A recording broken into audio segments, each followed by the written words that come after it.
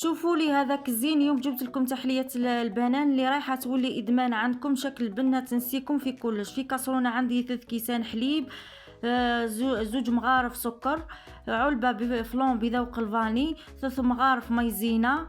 نحركو كلش بارد في بارد، ونزيدو لها عطر البنان، ونخلوها في نار حتى تثقل. نزيدو لها غرفة صغيرة مارغرين ونغطيوها ونخليوها تبرد. كي تبرد نزيدو لها حبة بنان ونميكسيو كلش مع بعضان ونخليوها على جيه.